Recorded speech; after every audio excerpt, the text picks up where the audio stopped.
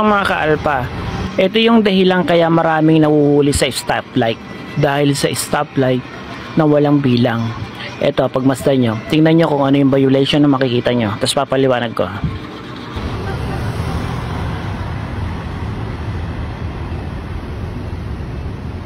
Mga ka-alpha, nakita nyo? Kung hindi, ito ipapaliwanag ko. So una, makikita nyo, di ba? Naka green light siya.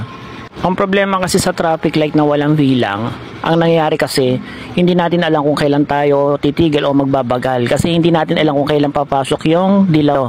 Kaya nangyayari, naghahabol tayo, minsan umaasa tayo makapasok sa green dahil isipin natin baka hindi pa magdilaw. Ang nangyayari ganito. Kaya mga ka-alpha, makikita nyo yung kotse at motor. Naghahabol yan sa grid. Ang problema, pagdating nila sa linya ng pedestrian, inabot sila ng dilaw, eksakto hindi pa sila nakakapasok sa pedestrian. So yan yung problema pag walang bilang ang traffic light. Hindi natin alam kung kailan tayo titigil o babagal kasi hindi natin alam kung kailan magdidilaw. So ang nangyari dito sa kotse at motor, hindi na sila pwedeng tumigil at notice na silang tumigil dahil baka mabangga sila sa likod o hindi nila alam baka meron naghahabol sa likod nila at pwede silang mabangga. Kaya hindi na sila pwedeng tumigil kaya yun diniretso na nila.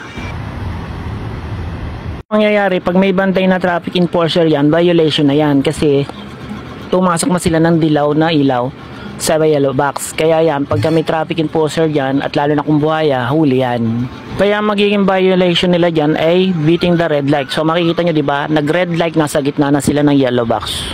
Maswerte ka na lang kung nakapasok ka pa ng green tapos inabutan ka ng yellow sa gitna at red, yun wala yung violation kasi green light siya pumasok sa yellow box. Kaya mas maganda ang mga traffic light may bilang. Safe pa at makakaiwas pa tayo sa disgrasya.